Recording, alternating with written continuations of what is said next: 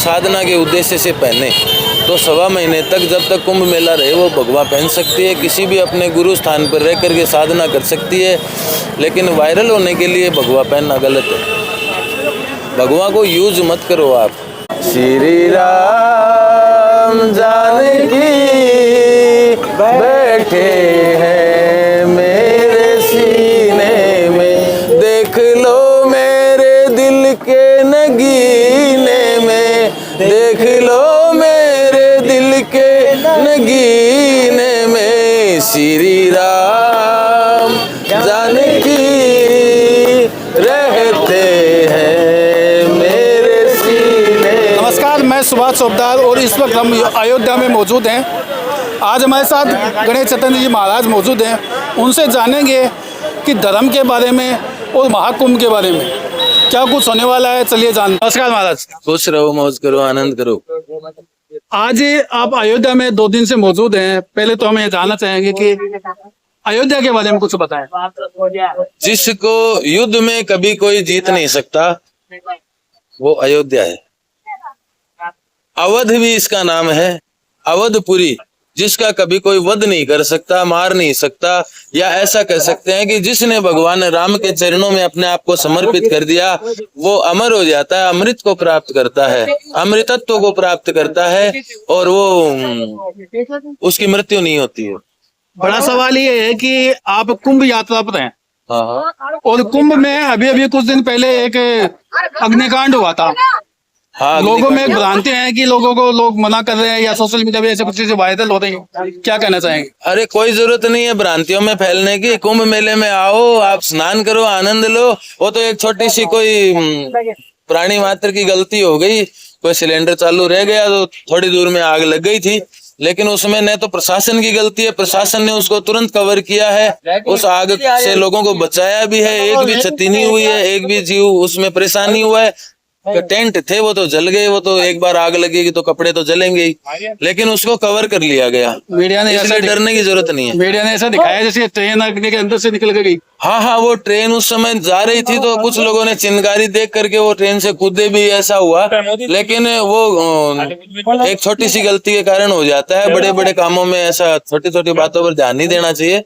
कुंभ मेला तो सर्व सिद्धि प्रदह कुंभ है, सर्व सिद्धियों को प्रदान करने वाला है। छोटी मोटी ये बुराइयां जो है, राक्षसी प्रवृत्तियां जो है, उन पर ध्यान नहीं देना। बात चलती है तो कुंभ के अंदर एक साध्वी को लेकर काफी बवाल हुआ, वायरल हुई रील काफी वायरल हुई मीडिया पर, उसको लेकर आप क्या कहना चाहेंगे?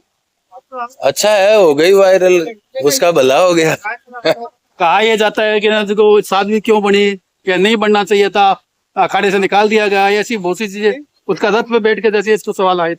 हाँ, ये कह सकते हो आप कि उसने एक दिन के लिए भगवा पहना, वो गलत था। और दूसरी बात, रथ बैठना भी गलत, लेकिन भगवा पहनना गलत नहीं है अगर वो साधना के उद्देश्य से पहने तो 1.25 महीने तक, जब तक कुंभ मेला रहे, वो भगवा पहन सकती है। किसी भी अपने गुरु स्थान पर रह करके साधना कर सकती है, लेकिन वायरल होने के लिए भगवा पहनना गलत है।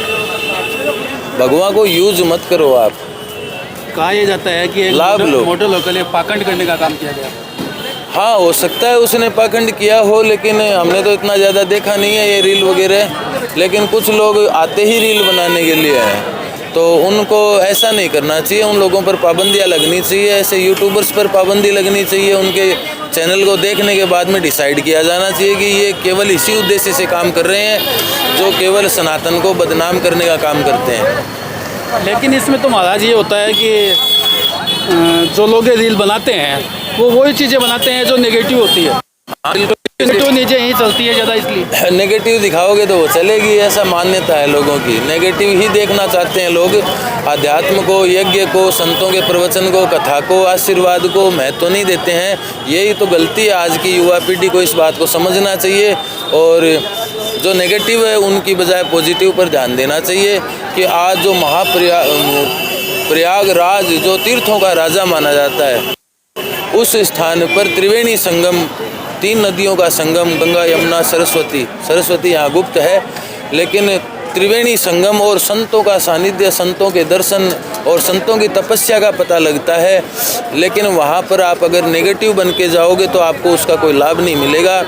आप अपने लाभ के लिए, अपने स्वार्थ के लिए जाओ। दुनिया के लाभ के लिए नहीं कि हमें उस पर मीडिया पे उसको चैनल चलेगा, लाभ मिलेगा। आर्थिक लाभ मत लो उसका, आध्यात्मिक लाभ लो। धर्म की बात अगर हम करें या महाकुंभ की बात करें तो लगभग कितने अखाड़े हैं जो वहाँ पर मौजूद होंगे? 13 अखाड़े तो जैसे निरंजनी है, निर्वाणी है, जुन्ना अखाड़ा है, ऐसे 13 अखाड़े तो मौजूद रहते हैं हमेशा। और भी कई अखाड़े हैं, अपने अलग अलग संतों के संगठन हैं, उनको अखाड़े की नाम से रजिस्टर्ड किया जाता है सरकार द्वारा। वो सारे अखाड़े वहाँ मौजूद है। अपना सर्वदर्शन अखाड़ा राजस्थान से है जो केवल राजस्थान में रजिस्टर्ड है। षटदर्शन अखाड़ा है वो झुंझुनू जिले से, इन दोनों के हम अध्यक्ष हैं। तो ऐसे करके हज़ारों अखाड़े हैं जो वहाँ मौजूद हैं और जो अपनी साधना तपस्या में, भक्ति में लीन है, सेवा में लीन है। संतों की, आए हुए भक्तों की, सबकी सेवा वहाँ फ्री और ये सरकार भी वहाँ सारी सुविधाएं फ्री में दे रही है, व्यवस्थाएं दे रही है। हमें उन व्यवस्थाओं का लाभ लेना चाहिए, उन व्यवस्थाओं से हमें शिक्षा लेनी चाहिए कि भारतीय संस्कृति जो पूरे विश्व में आज देखी जा रही है, आज के दिन चर्चा का विषय केवल और केवल कुंभ का मिला है। अभी हम बात करें, आप सुविधाओं की बात करें, सरकार सुविधाएं दे रही हैं। माना कि सरकार सुविधा दे रही है, फिर भी कुछ लोग वीडियो ऐसे वायरल हो रहे हैं कि लोग बाहर सोते हैं, कोई टेंट नहीं है, कुछ ऐसे लोगों के लिए वो अव्यवस्थित तरीके से, चाहे जब जैसे रात को सोए सुबह उठ के चले आए, उनकी हालत होगी। जो व्यवस्था से आते हैं, सोच समझ के प्रक्रिया से आते हैं, तो उनको सभी सरकारों ने व्यवस्था कर रखी है। जैसे राजस्थान सरकार का भी कैंप लगा हुआ है, अगर राजस्थान से कोई आ रहा है तो बहुत बड़ी सुविधा है, खाना पीना, रहना, रजाई वगैरह सब मिलेंगे उनको। लेकिन अब चाहे जब आप उठ के चले आए और पता ही नहीं है कहाँ जाना है, क्या करना है, उनको ये नहीं मालूम कि संगम कहाँ है, स्नान क्यों किया जाता है, उसका महत्व क्या है। तो जो अज्ञान के कारण अपने दुख पा रहे हैं वो पा रहे हैं। बाकी व्यवस्थाओं के हिसाब से चलने वाले लोग हैं, उनको सारी व्यवस्थाएं मिल रही है। आप चाहो तो वीआईपी व्यवस्थाएं मिलेंगी। कुछ वीडियो वायरल करके लोग दलाली का काम कर रहे हैं कि आपको अगर बुकिंग कराना है तो यहाँ आइए, वो आइए। बिल्कुल बिल्कुल मतलब साजिशें चल रही हैं। कुंभ मेले के अंदर भी लोग सनातन को पाखंड बताने का काम कर रहे थे। नागा साधुओं ने उनकी जमकर उनको शिक्षा दे दी, उनको ज्ञान दे दिया। हाँ, ऐसे कोई मारपीट के वीडियो भी जा रहे हैं। बिल्कुल आएंगे। यदि आप सनातन को बदनाम करोगे तो हमारा काम यही है, हमारा काम यही है कि आपको हम सद्मार्ग पर लेके जाएं। और यदि फिर भी आप नहीं जा रहे हैं तो हर साधु के हाथ में डंडा तो रहता ही है, चिमटा या डंडा तो रहता ही है। डमरू भी बजाते हैं, कलम भी चलाते हैं, तो डंडा भी रखते हैं। संस्कृति का ह्रास कभी होने नहीं देंगे। जो संत वहाँ पर बैठे हैं उनके दर्शन के लिए लोग पहुँचते हैं, क्या उन श्रद्धालुओं को आप क्या कहना चाहेंगे कि किस तरह से अपनी सुविधा? आप किसी न किसी संत के, गुरु के स्थान पर आएँ, उनसे परमिशन लेकर के व्यवस्था के अनुसार आएँ। भीड़ का जरिया ना बने कि भीड़ के अनुसार चले। आपको जब संत गाड़ी की व्यवस्था देते हैं उस गाड़ी में आएँ तो आपको सारी व्यवस्थाएं वहाँ मिलेंगी।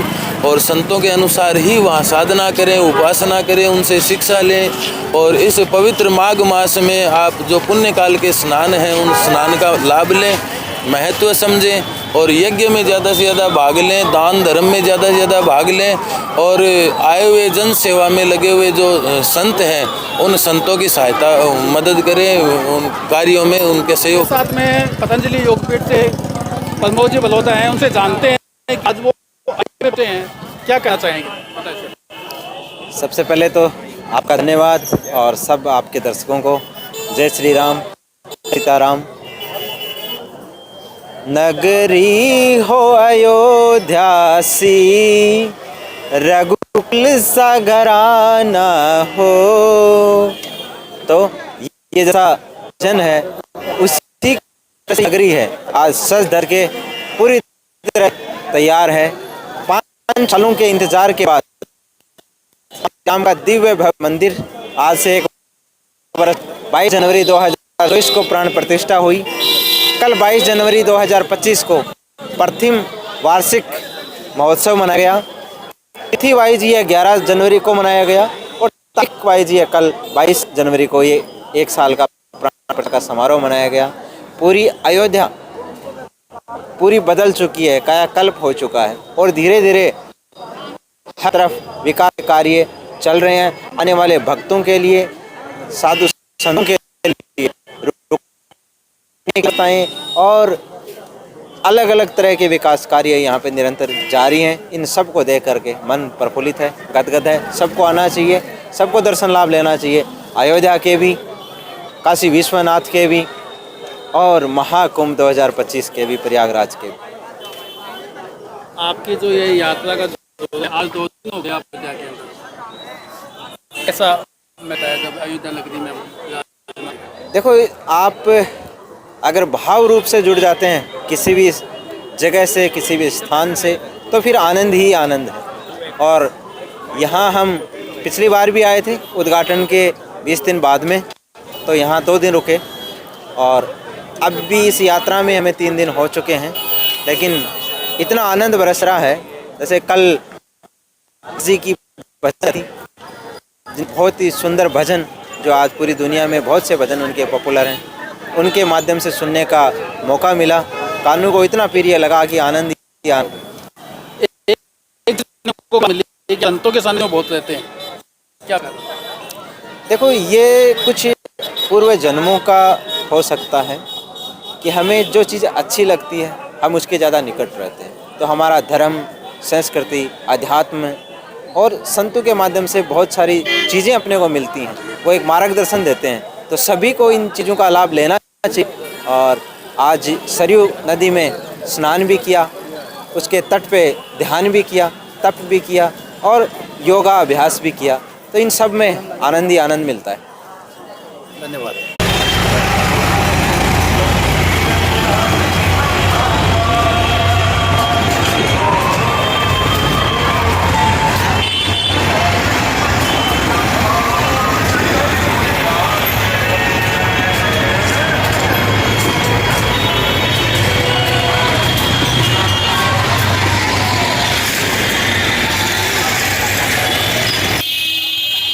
सुधीर जी, मिश्रा जी, आप बताएं अयोध्या जी में आप क्या कर रहे हैं और जो विकास के कार्य आज हो रहे हैं वो सफल है या नहीं?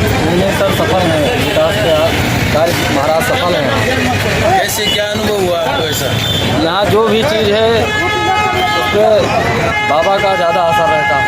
आदित्यनाथ जी जी हमारे माननीय मुख्यमंत्री जी का क्या किया उन्होंने विकास के लिए? वो जब से यहाँ पर आए हैं, मुख्यमंत्री हुए हैं, तब से विकास की यहाँ गंगा बह रही है। आप कह रहे थे आज तक ऐसा कोई मुख्यमंत्री नहीं हुआ। जी जी अभी तक ऐसा कोई मुख्यमंत्री ना तो हम देखे हैं ना देख पाएंगे आगे तक के। ऐसा क्यों? नहीं देख पाएंगे इसलिए क्योंकि बाबा जैसा काम कोई कर ही नहीं सकता। अच्छा, आपको क्या क्या काम अच्छे लगे? बाबा के हमें सारे काम अच्छे लगे। जैसे विकास, अयोध्या के विकास की बात रख ली जाए, राम मंदिर की बात रख ली जाए। आप क्या करते हैं? मैं यहाँ नगर निगम में नौकरी करता हूँ। भाग्य आपका कि आप अयोध्या जैसी नगरी में रहते हैं।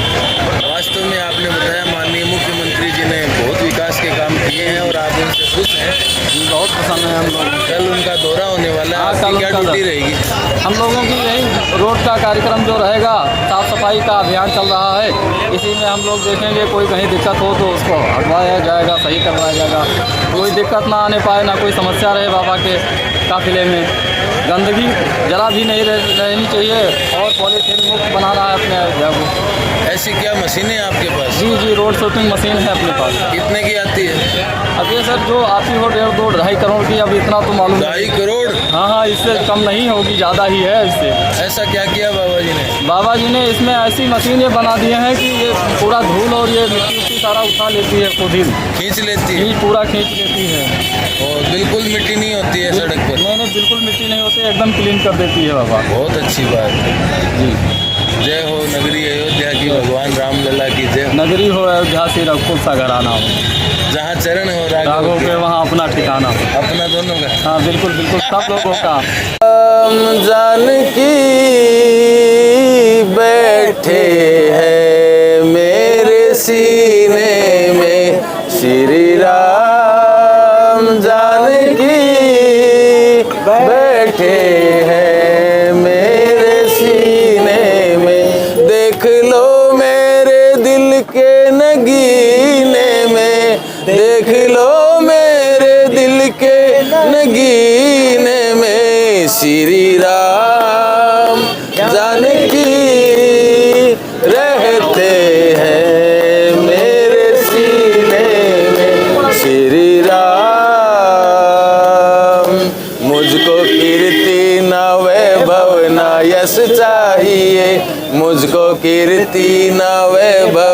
यश चाहिए, राम के नाम का मुझको रस चाहिए, राम के नाम का मुझको रस चाहिए।